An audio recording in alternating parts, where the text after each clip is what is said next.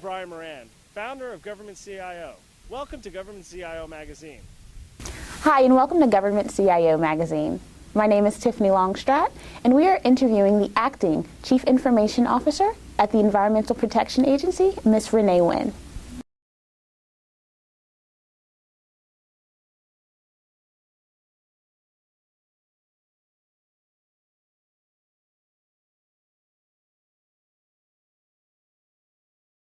The use of quality data is very important to EPA. Sound science begins with high quality data.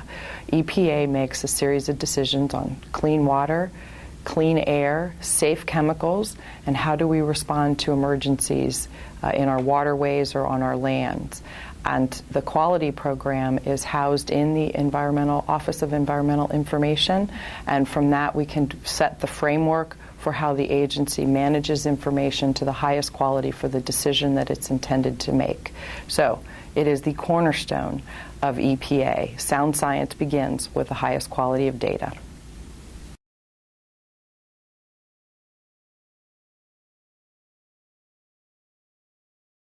We need to dispel the myth that green and IT don't go together, because they actually do go together. I have yet to see IT operate without electricity. And so since we are a consumer of electricity, what we like to do is put into places to moderate the use of electricity so that it's the right amount for the purposes that's intended for. How does that start? It begins with buying equipment that is as green as it can be, both in its consumption as well as the way that it is made and the way that it can be broken down when it is finished of its useful life cycle. I'm talking about laptops, desktop computers, and things like that. When we get into the server rooms, what we like to do is make sure that we can, again, balance electricity loads and, again, use equipment that is the greenest that is available on the market when we get ready to do our refresh process. And then finally what we do is we try to use our equipment to the fullest life cycle as possible, and when the agency is done, follow good practices when moving equipment, and that is try to reuse or recycle that equipment to the extent it is practical. But if it does have to become waste, and again, taking the good practices to dispose of the equipment in the appropriate way. We are, in fact, EPA.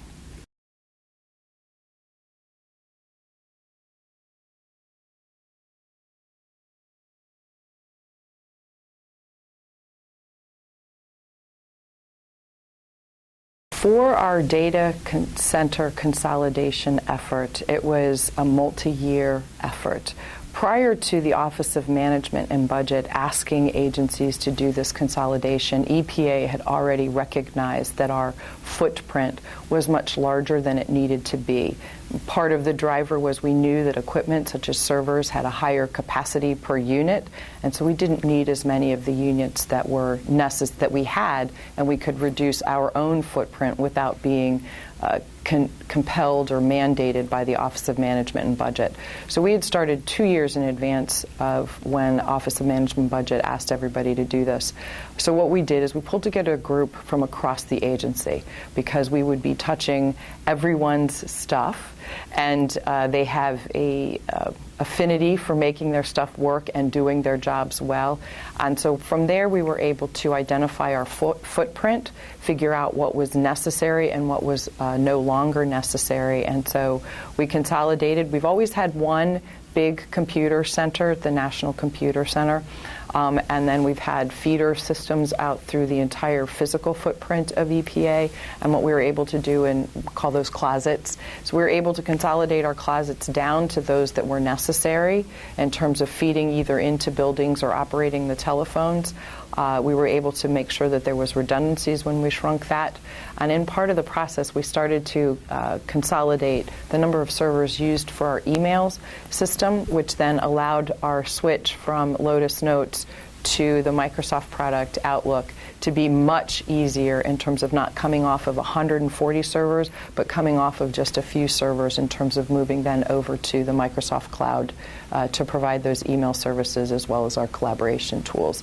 So we were fortunate to have already started down that process. We did it through an agency-wide effort so that folks would have a say in what we needed to think about. We could then drive down the number of servers and the number of physical space that we needed, which is always good on the green side. And then again, what it did do is set us up for a smoother transition when we went from Lotus Notes to the Outlook system.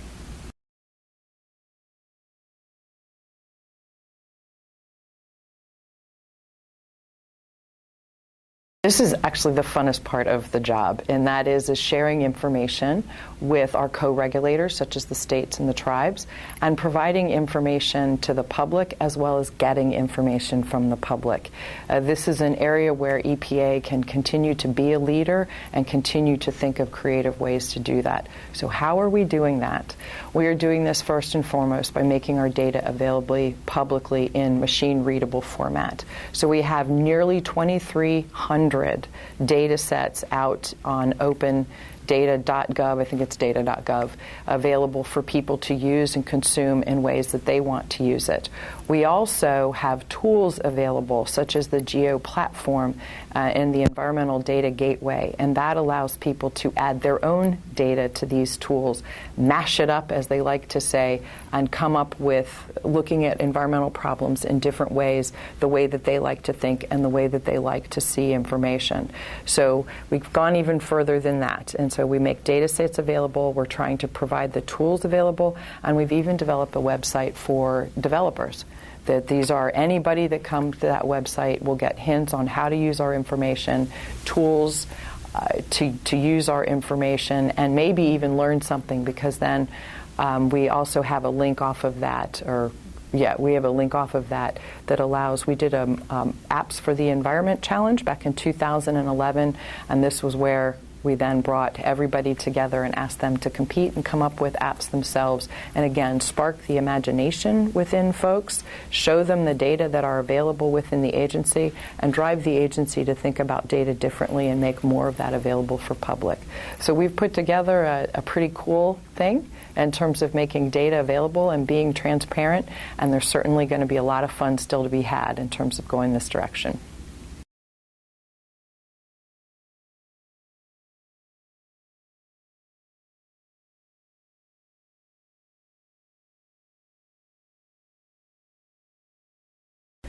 EPA delivering our mission is a partnership effort. We cannot do it alone, and we do not do it alone.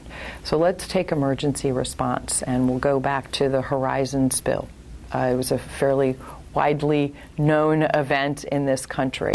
And in that instance, it was the first time where sharing information was a regular effort, but not all of the tools were yet in place. And so there was a lot of learning done on the fly. And so this is where the GEO platform has come in very handy, is that we now have a place for us to share information with our other federal agencies. In this instance, Coast Guard and state agencies were help in the response. We didn't have the GEO platform then, but what we did have as a prototype or a beginning is what we found is that sharing of the information needed to have the same place to put it. And so while we weren't quite organized as maybe we wanted to be, it was the spark in terms of coming up with the GEO platform. And so in emergency response, having a place to put that information for the scientists and the responders to use it, and then figuring out what information needed to then be turned and faced publicly so that they now can see what we're seeing. And we took information from ground samples, from flyovers to get air emissions, to any information that could be available to us to share it, use it, and then provide it publicly. So we've learned from that in that response. And so we did that with Coast Guard and many other federal agencies as well as state agencies. We also have our mission crosses over the mission of other federal agencies, and this is another area where, again, we're coming up with ways to exchange data in a common platform with data standards, and so that we can then more easily share the information and make our decisions in a timely manner in a way that is, again, collaborative and appropriate. And I want to add that our sharing of information and working together is at the state level of government, tribal level of government, the local government, as well as other federal agencies. And so we have a number of platforms available to do that, and I hope there'll be a lot more to come in the near future.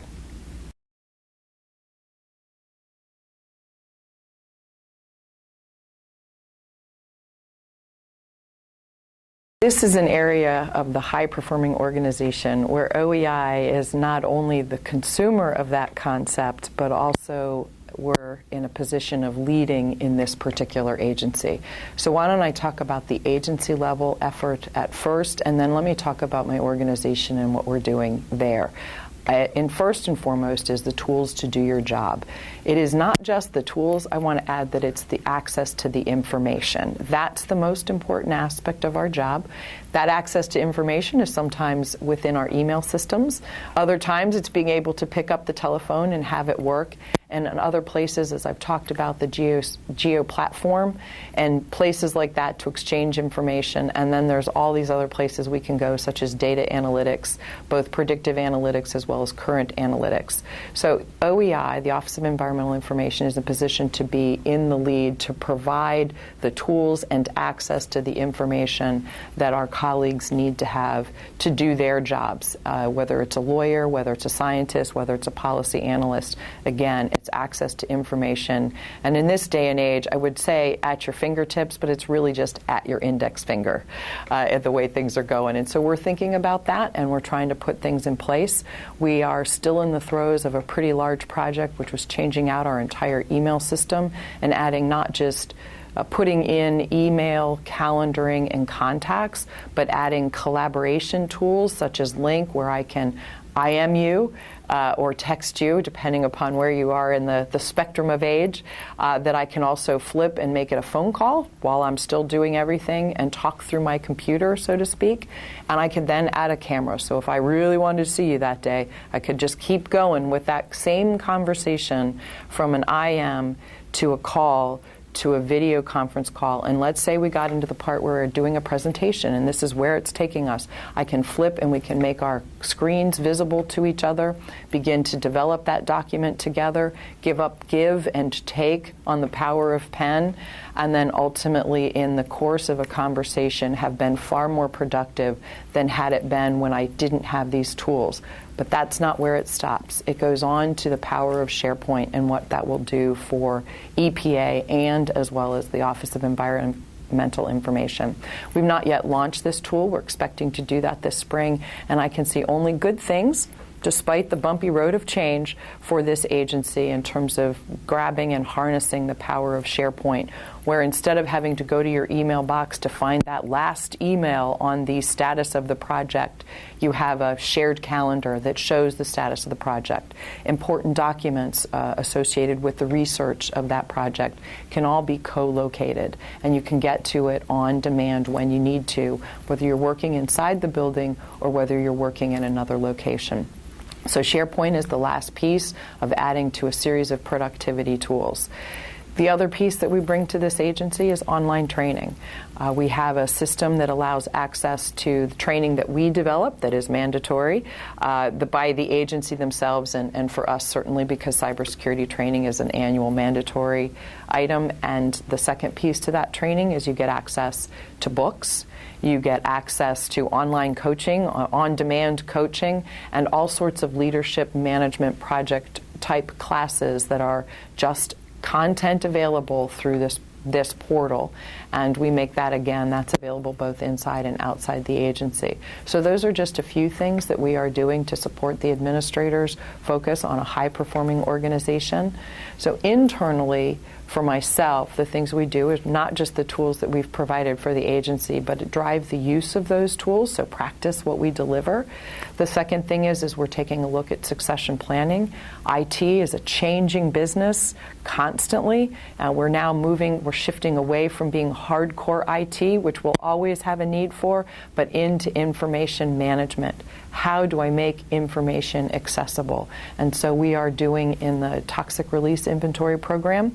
They've packed up their bags. They're going door to door to all the programs and figuring out how we can share our information, and that is teaching us to be leaders in the area of analytics and data sharing. And that information is also illuminating for us the gaps that we might have in the skills. Do we need data scientists? Do we need more economists? Do we need more statisticians? And that is all being integrated into a plan to do greater succession planning for the Office of Environmental Information. My hope is this spring we'll start getting to the tipping point, and that is that not only is it visible to me and to the managers leading this effort, become far more visible to my organization and begin to sort of evolve from a hardcore IT business into information management and really lead the way for not only my organization but back to EPA and have a lot more fun with more tools.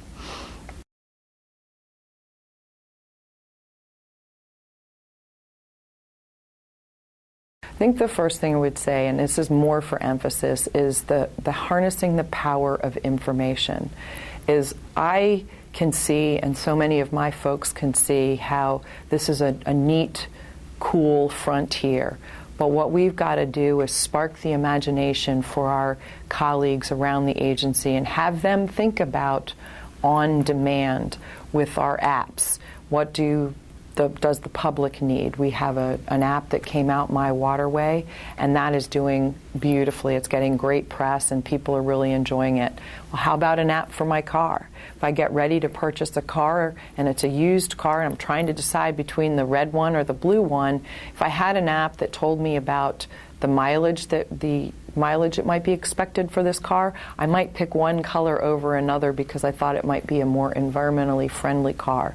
But sometimes if my car is loaded, that changes the miles per gallon. So again, that's information that I need when I need it. So that is just a public perspective on an app.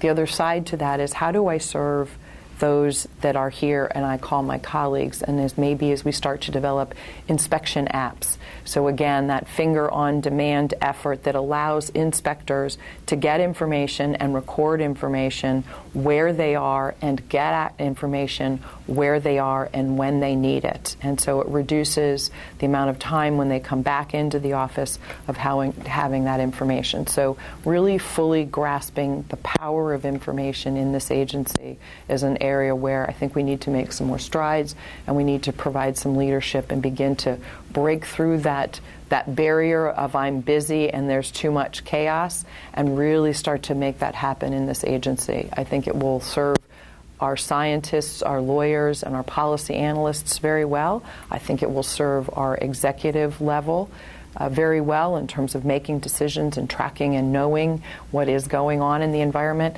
And I think at the bottom line is it also allows the public to begin to participate more broadly in environmental protection.